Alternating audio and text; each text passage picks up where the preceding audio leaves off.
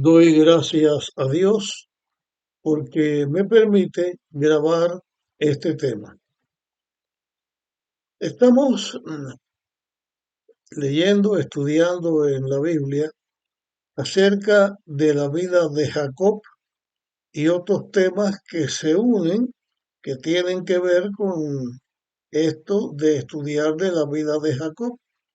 En varias ocasiones, en varios de mis temas, he estado haciendo el comentario de que desde que el pecado entró a la tierra, en este mundo hay una lucha entre el bien y el mal, una lucha presente donde Dios trata de hacer todas las cosas para que el ser humano tenga redención, pueda vencer al mal y pueda estar con Dios en su reino eterno. Y por la otra parte, el rey del mal, el enemigo de Dios, Satanás, luchando para entorpecer lo que Dios hace para salvar al hombre. Este es un tema que tiene en sí un peligro.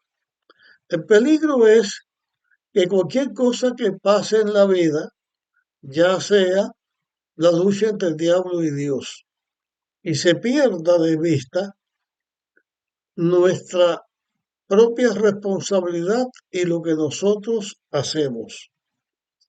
Desde que estamos estudiando el, la vida de Abraham, de Isaac y Jacob, que fueron los patriarcas de los cuales salió la nación israelita, y acerca de la importancia del establecimiento de la nación israelita, he mencionado muchas veces y en muchos datos que hemos presentado, y yo he dicho, aquí se ve una vez más la mano del enemigo tratando de sembrar lo contrario a lo que es el camino de la salvación, de sembrar la espina del mal, de sembrar desconfianza a Dios, de entorpecer el camino para que el ser humano pueda seguir a Dios y pueda salvarse. He estado haciendo énfasis sobre esto porque en realidad en la Biblia encontramos esto presente. Y en la vida de cada uno de nosotros podemos encontrar en una forma presente cómo Dios se manifiesta, cómo Dios actúa para llamarnos y sacarnos del camino de la perdición y llevarnos por el camino del bien y de la salvación. Eso lo podemos encontrar. En la Biblia se dice que el camino que lleva a la vida eterna es un camino estrecho, angosto, que muchos tratarán de ir por él, pero no lo encontrarán, y que en ese camino no hay espacio para llevar todas las cosas que uno quiera llevar, sino que por ese camino lo que se debe llevar es todo lo que ayude al éxito nuestro en buscar estar en paz con Dios, en buscar la salvación. A la vez se presenta que el camino de la perdición es un camino ancho, donde todo cabe, donde se va muy cómodo, donde todo parece pues muy bien, pero al final lo que se encuentra no es el bien, sino la muerte. En la experiencia de Jacob, que hemos mencionado también más de una vez, nosotros encontramos que Jacob tuvo errores, cometió pecado, se guió, aunque fue su madre la que le dio el consejo, se guió por un consejo que no era bueno, como la misma Rebeca dio un consejo que no era bueno. Pudo haber hecho otras cosas y no valerse de un engaño, no valerse de una mentira, porque lograr algo bueno, lograr algo de bien, aunque sea lo correcto, valiéndose para ello con la mentira y el engaño, eso echa a perder todo lo demás. Y en la vida de Jacob es señalado por más de una ocasión, varias ocasiones, como Jacob tuvo que pagar en su vida por eso que había sucedido. En el tema anterior hablamos de la muerte de Raquel, una muerte muy triste y muy dolorosa. Dejó un hijo que otras mujeres tuvieron que ayudarle a criarlos para que no muriera, porque un ser humano acabado de nacer, si no tiene la ayuda de otras personas mayores, pues sencillamente muere. El ser humano es una criatura muy indefensa desde que nace hasta que se pueda valer por sí mismo. Esto lo hemos visto en la Biblia y lo vemos en la vida real. Bueno, con Jacob, después que él entierra a Raquel, donde terminamos el tema pasado, tuvo que enfrentar otras cosas. Otras cosas, algunas de ellas tuvieron que ver con la bendición de Dios, porque Dios bendijo a Jacob, pero tuvo que enfrentar mucho sufrimiento y muchas cosas que entorpecieron el camino del bien y el camino que tenía que ver para poder cumplir con el establecimiento o la creación del pueblo de Israel. Ahora, después de esta experiencia que tuvo con Raquel, tuvo que enfrentar Jacob otro aspecto terrible y doloroso. Terrible y doloroso porque situándonos en el tiempo de Abraham, de Isaac y Jacob, los hijos debían respeto y obediencia al padre. En nuestros días también los hijos deben obediencia y respeto a los padres, pero el mundo ha cambiado y en nuestro tiempo es más difícil encontrar esto. Donde quiera encontramos hijos rebeldes, encontramos padres desamorados que no aman a sus hijos, encontramos madres que tratan de sacarse sus hijos antes que nazcan para que no puedan nacer en el mundo y mueran. Encontramos todas las cosas malas. Y mientras más cerca estemos de la venida de Cristo, más cosas malas vamos a encontrar. Pero en el tiempo de Isaac, de Abraham, Isaac y Jacob, los hijos respetaban a los padres y eh, había un marcado señalamiento, para que la redundancia, marcado señalamiento de cómo los hijos obedecían a los padres, más aún con la bendición que Dios le dio a Abraham, con el llamado a Abraham, con el pacto a Abraham, con el pacto a Isaac y con el pacto de Jacob. Esto debía hacerse mucho más patente. Sin embargo, lo que Jacob tuvo que enfrentar fue algo muy triste y devastante, que era algo devastante no de mucha cantidad, sino que devasta algo, que destruye. Aún en nuestros días, un evento, algo que suceda similar a lo que Jacob tuvo que enfrentar, es triste y deplorable. En la Biblia, en el Nuevo Testamento, hablando del apóstol Pablo a los Corintios, presenta a alguien que hizo algo similar, porque es algo difícil. Un hijo traicionando al padre. No traicionando al padre en algún aspecto baladí de la vida, sino traicionando al padre porque se acuesta, tiene relaciones sexuales con la esposa de su padre. Eso es algo terrible, algo que, que destruye a la familia, al padre, al hijo, destruye a todo. Y ahora nosotros encontramos en la Biblia esta declaración. Cuando Israel habitaba en esa tierra que se está mencionando en el versículo 21, Génesis 35 dice, Israel partió de allí y plantó su tienda más allá de Migdaleder. Este Migdaleder era un territorio más allá de este lugar, hacia el rumbo donde ellos iban, pues allí vivió Jacob. Y dice el versículo 22, cuando Israel habitaba en esa tierra, fue Rubén y se acostó con Bilha, concubina de su padre, lo que Israel llegó a saber.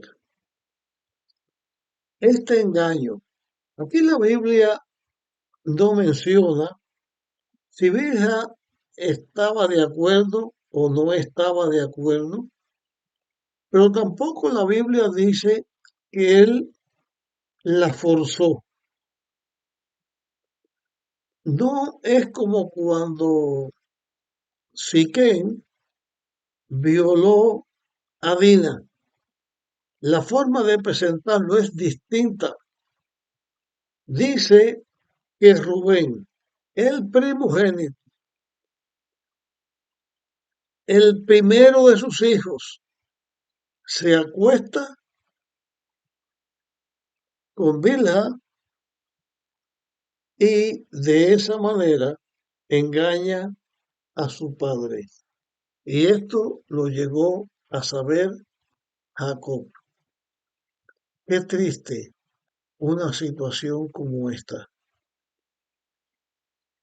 Yo no sé, tú que estás oyendo lo que yo estoy diciendo en este tema, qué tú piensas, pero esto no fue solamente que Rubén despreció a su padre o se enamoró ciegamente de esta esposa de su padre, que aunque era una esclava,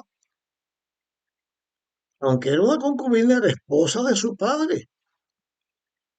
Eh, no es un hechizo, no es un embrujo, es algo abominable.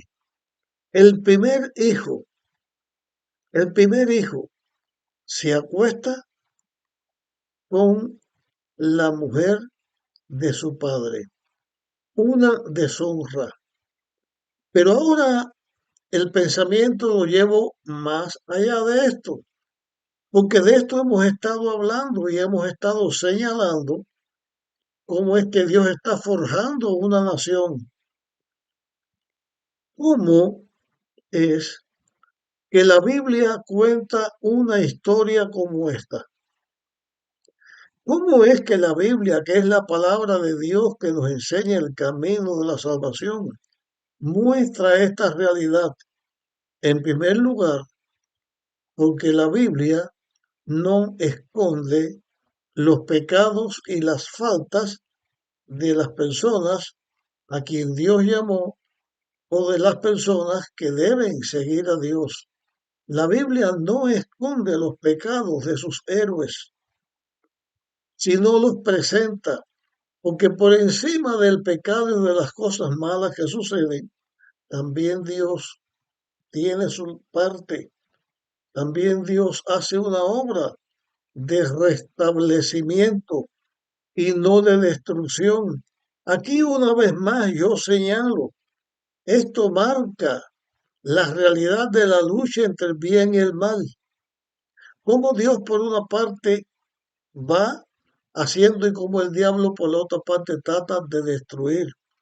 Pero esto fue un golpe duro, muy doloroso, deprimente, que tuvo que haber afectado a todos los involucrados en esto, tanto Jacob como la esposa, como Rubén, como todos los demás hijos de Jacob, con toda la familia de Jacob. Esto no era un engaño como cuando Jacob engañó a Isaac, es una traición, es algo mucho peor, algo muy doloroso, es algo más doloroso todavía que la deshonra de Dina. La muerte de Raquel fue dolorosa, terrible, angustiosa, pero esto fue peor todavía, una traición como esta.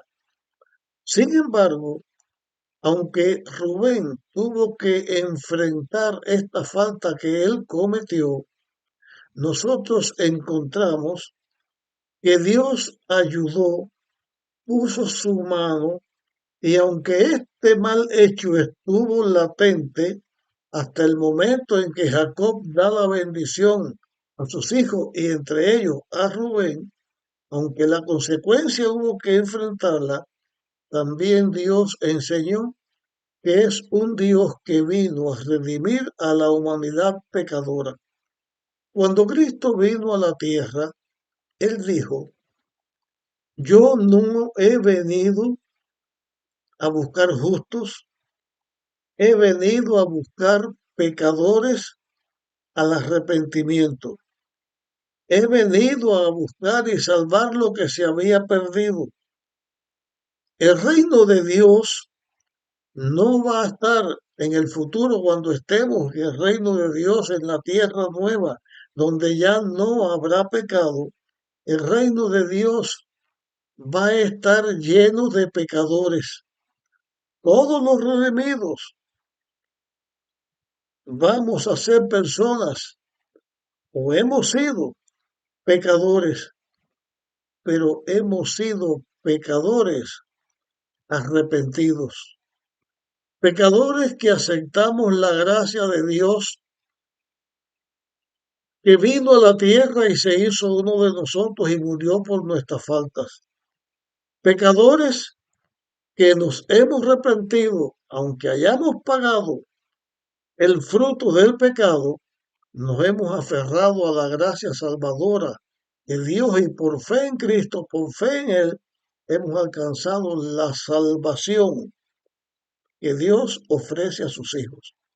Y con este tema que estoy compartiendo, lo que quiero señalar no solamente ese hecho abominable, no solamente esa traición, eso que se hizo, sino el amor de Dios que pasa por encima de todo y siendo un Dios justo y que hay que dar cuenta de lo que uno hace, es un Dios de amor que salva al pecador. La única forma en que un pecador se puede salvar, y todos somos pecadores, es por la fe en Jesús, porque Dios en su justicia hizo justicia en lo que nosotros hayamos hecho malo. Dios hace justicia en nuestros pecados, en nuestros errores que nos llevarían a la muerte, porque Cristo en su amor, el Hijo de Dios en su amor tomó nuestro lugar y murió por nosotros. Ahora, como que Cristo muere por nosotros y nosotros lo aceptamos por fe, la justicia de Dios se cumple también en nosotros, porque la justicia de Dios dice que Dios pagó nuestra culpa y ahora Dios nos da la vida que su Hijo tiene y que nosotros no teníamos por nuestro pecado. Pero Jesús toma nuestro pecado, paga la culpa y nos da la victoria y nos da la vida. Lejos de querer presentar esta traición de un hijo hacia su padre, lo que quiero presentar, que eso es cierto, que se cometió todo eso indebidamente, pero que el amor de Dios está por encima de todo eso. Y Dios, si nosotros, seres pecadores y llenos de defectos, nos ponemos en sus manos, si tenemos fe en Él y aceptamos su gracia, nosotros vamos a ser más que vencedores. Así como el mismo Rubén que tuvo este error no fue descalificado, Dios guió las cosas y Rubén fue uno de los 12 hijos de Jacob, una de las 12 tribus de Israel, una persona que se salvó por la gracia de Dios y que estableció también lo que es el pueblo de Dios, la tribu de Rubén. Hasta aquí llegamos con este tema que estamos teniendo. Te pido que lo compartas con otros para que pueda ayudar a otras personas y nos vemos en nuestro próximo tema.